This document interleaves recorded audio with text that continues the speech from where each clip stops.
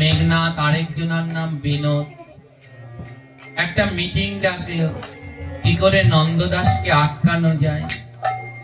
ওর একটা দোষ খুঁজে বলতো। একজন আরেকজনকে বলছে ওর একটা দোষ বল। ওই নিন্দুকরাই বলছে ওর তো কোনো দোষই নাই, কেমন করে বলবো। ওর জন্য আমাদের এলাকার সবাই পাগল, কি করে ওর নামে রাজার কাছে নালিশ দেই। মেঘনাথ বলছে জানিস বিনোদ, ওই নিন্দুকের প্রধান দুজন, একজনের নাম মেঘনাথ আর একজনের নাম বিনোদ। মেঘনাথ বলছে জানিস বিনোদ, আমার বাড়ির ছোট্ট গরুর বাছুরটা ওর পাগল। আমার বাড়ির গরুর বাছুরটাও যখন ওই নন্দদাস নাম করে, ওই গরুর বাছুরটাও গিয়ে দরজায় বসে বসে কাঁদে। কি করা যায়? মেঘনাথ, ওর মাথায় বেশি দুষ্টু বুদ্ধি ছিল। মেঘনাথ বলে এই তো বুদ্ধি পেয়েছি। কি বললি, তোর গরুর বাছুরটা ওর বাড়ি যায়? বলে হ্যাঁ। শোন, ওই নন্দদাস প্রতিদিন সন্ধ্যাবেলায় ভক্তদের নিয়ে সন্ধ্যা আরতি করে। তোর গরুর বাছুরটা তখন কি করে? বলে আর কি করবে, ওর উঠানে বসে থাকে। মেঘনাথ ওই 11 জনকে বলছে চল, আজ ওই নন্দদাসের কঠিন শাস্তি হবে। হ্যাঁ, আজ ওই নন্দদাসের কঠিন শাস্তি হবে। একটা দড়ি নিয়ে আয়। বাবা, হিংসা মনে রাখবেন, মনের মধ্যে হিংসা আসলে যত ভগবানকে ডাকেন কোনোদিন ভগবানকে পাওয়া যায় না। আমি আমার একটি বাণীর মধ্যে লিখেছি, হিংসার মতো পাপ নাই, দয়ার মতো ধর্ম নাই, গঙ্গার মতো তীর্থ নাই, ভক্তের মতো সেবা নাই, বৈষ্ণবের চরণ ধুলির থেকে রত্ন নাই। আর এ জগতে যে অন্যের নিন্দা করে তার কোনো গতি নাই। আজ মনের মধ্যে হিংসা ঢুকে গেলে তার আর কোনো ওরাও আর কোনো পাপ নেই। হিংসা হয়ে গেলে এমন হয়ে যায় আর কোনো গতি থাকে না। কি করলেন জানেন? ওই মেঘনাথ বলছে যা, সন্ধ্যা আরতি হচ্ছে, একটা দড়ি নিয়ে আয়। দড়ি আনা হলো। উঠানের মধ্যে গরুর বাছুরটা শুয়ে আছে, গরুর বাছুরটার গলায় ফাঁস দিলেন। ওই 11 জন মিলে গরুর বাছুরটার গলায় ফাঁসি দিয়ে টানছে। হিংসা এমন জায়গায় চলে গেছে, ওটা গোমাতা তাদের জ্ঞান নেই। বলে মার টেনে, আজ বাছুরটাকে এখানে মারবি। বলে লাভ কি? বলে বাছুরটা মেরে রাজার কাছে নালিশ দেব। ওই নন্দদাস গো হত্যা করেছে। ওর বাড়িতে মেঘনাথের বাছুর আসে, এই বাছুরটাকে ফাঁসি দিয়ে মেরেছে। নন্দদাস তো সন্ধ্যা আরতি করছে, আর উঠানে বসে ওই 11 জন দুষ্টু লোক বাছুরটাকে গলায় ফাঁসি দিয়ে মারছে। ওই 11 জনের মধ্যে কয়েকটা ভালো ছিল। ওরা আবার মেঘনাথ আর বিনোদকে বলছে এই মেঘনাথ বিনোদ, এই পাপ করিস না, ওটা গোমাতা, ওকে হত্যা করিস না। কিন্তু হিংসা এমন জায়গায় চলে গেছে জানেন, গোমাতাটাকে গলায় ফাঁস দিয়ে মেরে ফেললেন। মেরে উঠানের মধ্যে রেখে ওই 11 জন রাজার কাছে নালিশ করতে গেলেন। রাজা মশাই, ওই নন্দদাস বড় নিষ্ঠুর, ওর বাড়িতে আমাদের মেঘনাদের গরুটা যায়, তার জন্য গরুটাকে গলায় ফাঁস দিয়ে মেরে ফেলেছে। আপনি এর বিচার করুন। রাজা বলছে আমার রাজ্যে গোহত্যা, এত বড় সাহস, আমি নিজে যাব। রাজা সেনা সামন্তদের নিয়ে গেলেন নন্দদাসের বাড়িতে। নন্দদাস সন্ধ্যা আরতি করছে। ডাকছেন রাজা, রাজা বজ্রনাভ ডাকছেন, নন্দদাস বাইরে বেরাও। ছুটে বেরোলেন নন্দদাস। রাজা, আপনি এটা কি করেছো? কি হয়েছে? এই যে গরুর বাছুরটাকে তুমি কেন মেরেছো? নন্দদাস বলে আমি তো গরুর বাছুর মারিনি। বলে এই যে মরে পড়ে আছে আর বলছো মারনি। নন্দদাস বলছে রাজা, ও মরেনি, ও প্রতিদিন সন্ধ্যা আরতির সময় আসে, আর এসে এখানে বসে বসে নাম শুনে। একটা গরু, সেও বুঝতে পারলো নামের মাহাত্ম্য, কিন্তু আমরা মানুষ হয়ে বুঝতে পারলাম না এ নামের কি মাহাত্ম্য। হিংসায় আমরা মানুষ হয়ে বুঝতে পারলাম না। রাজা বলছে গরুর বাছুরটা মরে গেছে, আর তুমি বলছো মারনি। মেঘনা, আমার নন্দদাস তো আর জানে না যে ওরা মেরে ফেলেছে। নন্দদাস বলছে না না রাজা মরেনি, ও শুয়ে আছে, হয়তো ঘুমিয়ে পড়েছে। ও প্রতিদিন আসে আর সন্ধ্যা আরতিতে নাম শোনে। নাম শোনার পরে আমি ওকে পঞ্চপ্রদীপের তাপ দেই, আর যখন পঞ্চপ্রদীপের তাপ দেই ও আবার ঘরে ফিরে যায়। রাজা বলছে ওরে মূর্খ, ও মরে গেছে। নন্দদাস বলে না না দেখবেন, তবে দাঁড়ান। ওই ভক্তদের ডেকে বলছে মন্দির থেকে পঞ্চপ্রদীপটা আনো তো। পঞ্চপ্রদীপটা আনলো, আর ভক্ত নন্দদাস পঞ্চপ্রদীপটা নিয়ে ওই গরুর বাছুরটার মাথায় তাপ দিচ্ছে। ও বাবা, ও গো মাতা, উঠে পড় উঠে পড়, প্রদীপের তাপ নে, উঠে পড়। ও বা যেই না ভক্ত প্রদীপের তাপ মাথায় দিল, মরা গরু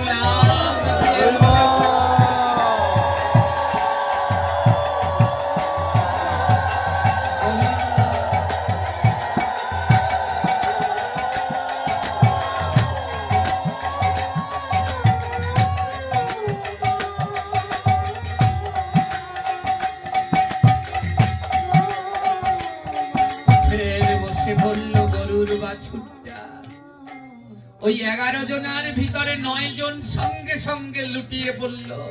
রাজার কাছে বলল রাজা মশাই, এই গরুটা সত্যি মরা ছিল, আমরা 11 জন মিলে গরুটাকে মেরেছিলাম, বুঝতে পারিনি। নন্দদাস এমন ভক্ত, বুঝতে পারিনি। ওই 9 জন লুটিয়ে বলল নন্দদাস ক্ষমা করে দাও, তোমার ভক্তিকে বুঝতে পারিনি নন্দদাস। ওই 9 জনার মন গলে গেল, কিন্তু 2 জনার গলল না। মেঘনা তার বিনোদের মনটা গলল না। ওরা 2 জন পালিয়ে গেল, বলে চল পালিয়ে যাই, নইলে আজ আর রেহাই পাবো না রাজার হাত থেকে। ও 2 জন পালিয়ে গেল। রাজা বলল 9 জনকে তোমরা বলো কার মাথায় এক কুবুদ্ধি এসেছে। ওই 9 জন বলছে ওই মেঘনা তার বিনো। ওরা 2 জন মিলে এই দড়িটা দিয়ে গরুর গলায় ফাঁসি দিয়েছে। রাজা নিজে পরীক্ষা করে দেখলেন সত্যি গরুর গলায় ফাঁসি। সেদিন ভক্তের নামের গুণে মরা গরু জীবিত হয়ে গেল। চারদিকে ছড়িয়ে পড়ল ভক্ত নন্দদাসের ভক্তের মহিমা। দলে দলে লোক আসছে, কেউ আসছে অসুস্থ ছেলেকে নিয়ে। ভক্ত নন্দদাসকে বলে একটু ছো। ভক্ত নন্দদাস বলে আমি কোনো ঝাড়ফুঁক জানি না, ওই একটু ছুঁয়ে দেয়। মা শুদ্ধ ভক্তের ছোঁয়া যেই লাগে, ওই অসুস্থ ছেলে লাফিয়ে উঠে হরি বল বলে ঘরে ফিরে যায়।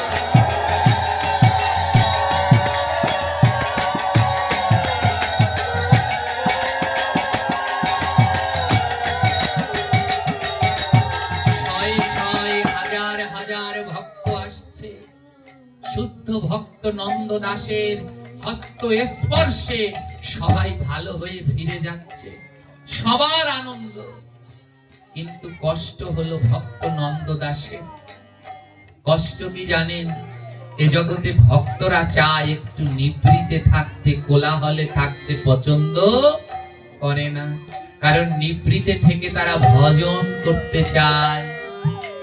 ভক্ত নন্দদাস বলছে গোবিন্দ, আমি তো এই জীবন চাইনি, আমি তো বদন ভরে তোমায় ডাকতে চেয়েছি।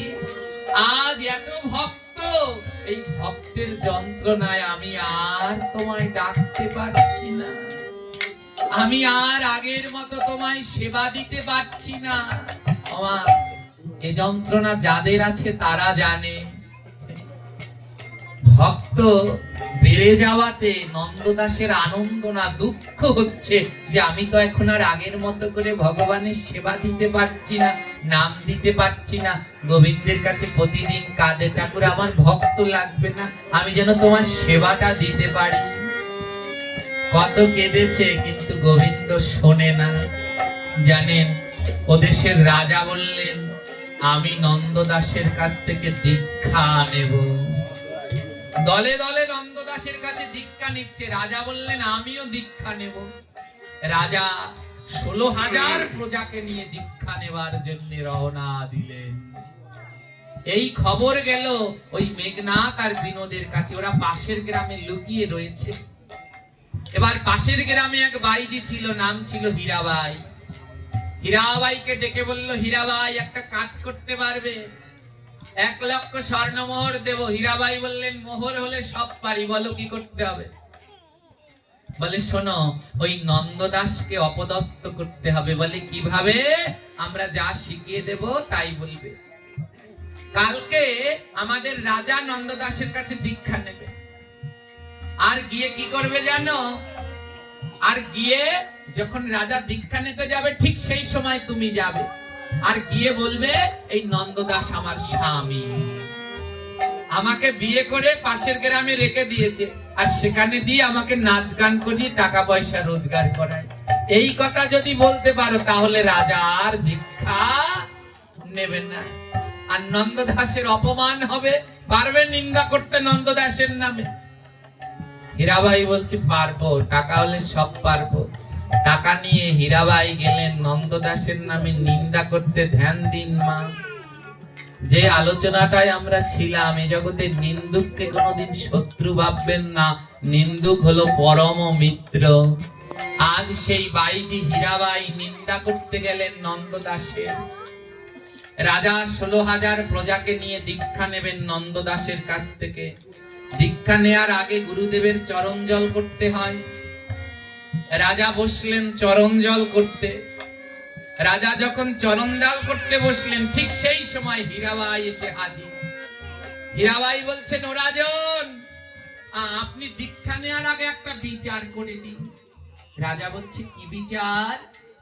বলে জানেন আপনি যার কাছ থেকে দীক্ষা নেবেন ইনি আমায় বিয়ে করেছেন, বিয়ে করে আমাকে পাশের গ্রামে রেখে দিয়েছে, আর আমাকে দিয়ে নাচ দেখিয়ে টাকা ইনকাম করে। রাজা বলে আমি বিশ্বাস করি না। রাজা বলে আমি বিশ্বাস করি না। হীরাবাই বলছে তাহলে ওনার কাছে জিজ্ঞেস করুন, জিজ্ঞেস করুন। হাজার হাজার ভক্ত মা, রাজা দীক্ষা নিতে এসেছে তো 16,000 ভক্ত এসেছে দীক্ষা নিতে, আর দেখতে এসেছে আরো হাজার হাজার ভক্ত। রাজা সেই হাজার হাজার ভক্তদের সামনে জিজ্ঞেস করলো, নন্দদাস বাবা ইনি কি আপনার স্ত্রী? ধ্যান দিন, যে জনা কৃষ্ণ ভজে সে বড় চতুর। রাজা জিজ্ঞেস করলেন ইনি কি আপনার স্ত্রী? ইনি তো দাবি করছে আপনি নাকি ওনার স্বামী। নন্দদাস উত্তর দিলেন এত ভক্ত আসে যায়, কে স্ত্রী কে জানে, হলেও হতে পারে। উনি যখন দাবি করছে স্ত্রী হলেও, কেমন করে বললেন দেখেছেন? একবারও বললেন না আমার স্ত্রী। ওই হীরাবাই দাবি করেছে আমি স্ত্রী, তাই উত্তরটা নন্দদাস ঘুরিয়ে দিলেন। উনি যখন দাবি করেছেন স্ত্রী, তাহলে হলেও হতে পারে। রাজা রেগে গেলেন, কি আমি ভেবেছিলাম নন্দদাস একজন ভক্ত, আর আসলে ভক্ত নয়, বিয়ে করেছে, স্ত্রী আছে, পাশের গ্রামে রেখে নাচ করিয়ে তাকে দিয়ে টাকা ইনকাম করছে। ছি ছি ছি ছি। রাজা প্রজাদের সামনে বলল, শুনুন প্রজাগণ, এই নন্দদাস আসল সাধু না, এ ভণ্ড সাধু। তাই আমি রাজা সিদ্ধান্ত নিলাম আজ থেকে নন্দদাসকে এক ঘরে করা হলো। আজ থেকে নন্দদাসের কাছে কেউ আসবে না। আজ থেকে নন্দদাস হলো এক ঘরে। রাজা এক ঘরে করে দিলেন। হাজার হাজার ভক্ত সবাই নন্দদাসকে ছি ছি করে সবাই চলে গেলেন। নন্দদাসের কাছে রয়ে গেলেন মাত্র 3 জন। কয়জন? নন্দদাসের 2 প্রিয় শিষ্য।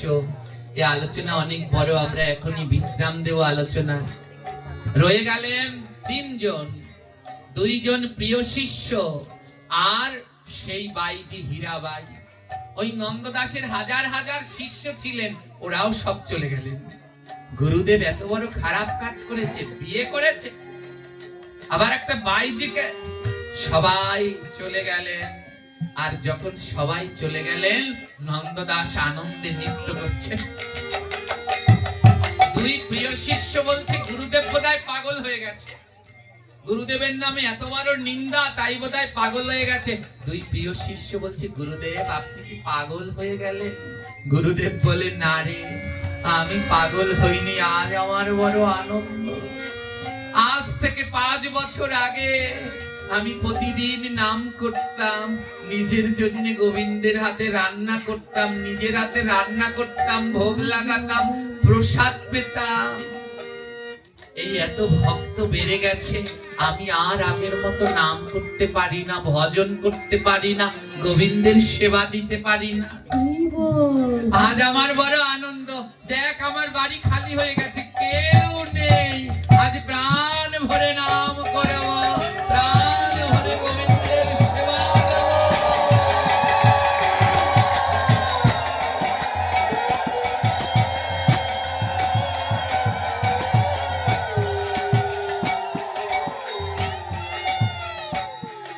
নন্দদাসের হাজার হাজার শিষ্য সবাই ছেড়ে গেছে, শুধু 2 জন যায়নি, কুসুম এবং লবঙ্গ। এই কুসুম এবং লবঙ্গ বলছে গুরুদেব। একই বলছে নন্দদাস, বলছে কুসুম লবঙ্গ দেরি করো না, তাড়াতাড়ি যাও, জল নিয়ে আসো, গামছা নিয়ে আসো, পুষ্প নিয়ে আসো, আজ আমার পরম মিত্রের চরণ ধৌত করব।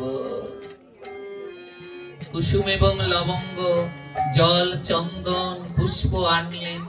কুসুম জিজ্ঞেস করলেন গুরুদেব আপনার পরম বান্ধব কে? কাকে আপনি চরণ ধোয়াবেন? কে সেই পরম বান্ধব? গুরুদেব দেখিয়ে দিলেন ওই যে হীরাবাই, ও আমার পরম বান্ধব। জানো কতদিন গোবিন্দের কাছে কেঁদেছি, গোবিন্দ ভক্ত কমাও। আমি ভক্ত চাই না, আমি তোমায় ডাকতে চাই। যেটা ওই গোবিন্দ পারেনি, এই হীরাবাই সেটা করে দিয়েছে।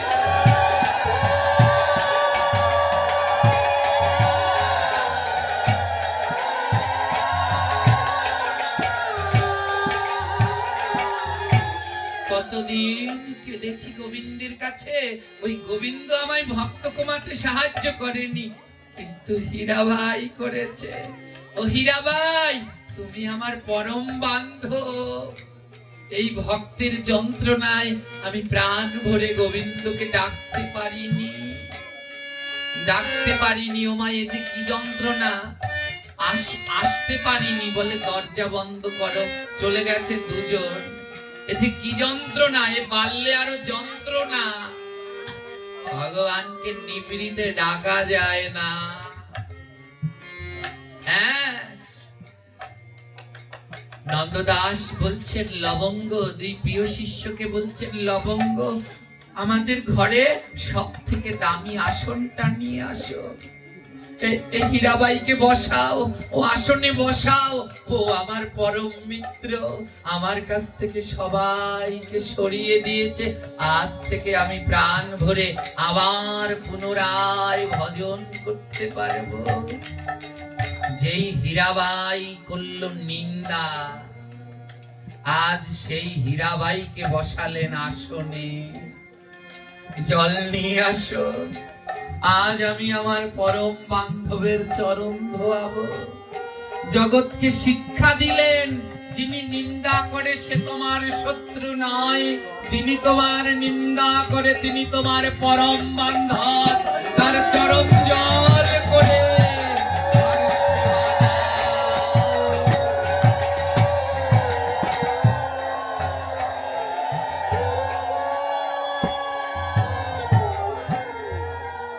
হীরাবাইকে বসালেন সিংহাসনে। নিজের হাতে নন্দদাস হীরাবাইয়ের চরণ দুটি ধোয়াচ্ছে। আর যখন চরণ দুটি ধোয়াচ্ছে, ওই ভক্তের চরণ ধরে বলছে কি জানো, আমায় চরণ ছাড়া কইরো না গো, ও গো আমার প্রাণের ভক্ত।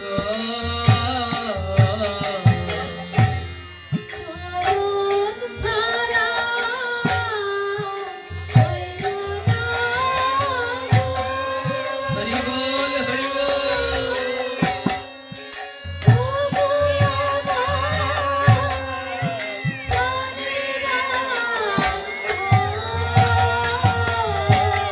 আমায় চরণ ছাড়া কইরো না গো, ও গো আমার প্রাণের ভক্ত।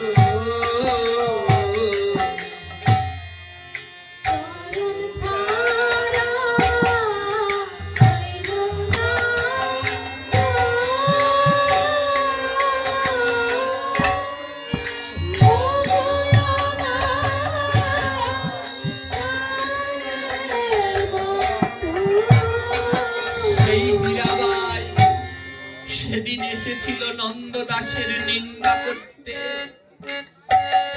হীরাবাই বলছে, ওগো নন্দদাস, আমি এসেছিলাম তোমার নিন্দা করতে, আর তুমি আমার চরণ ধোয়াচ্ছ।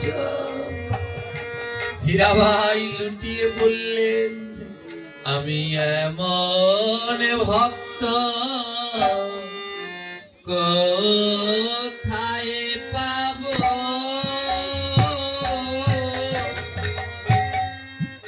আয় রে ভক্ত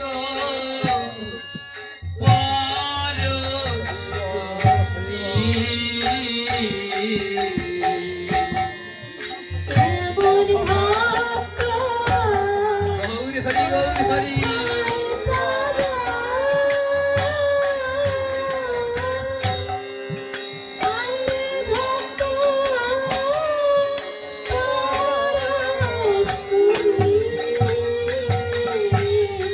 আমি এমন ভক্ত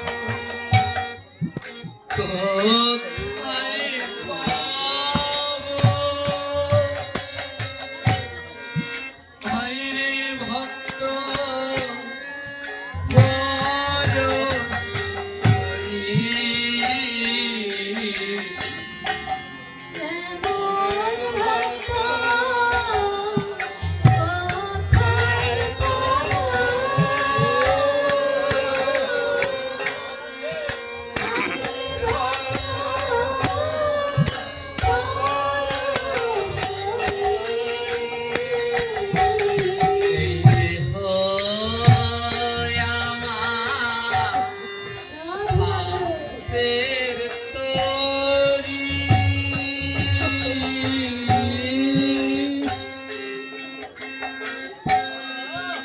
আইনে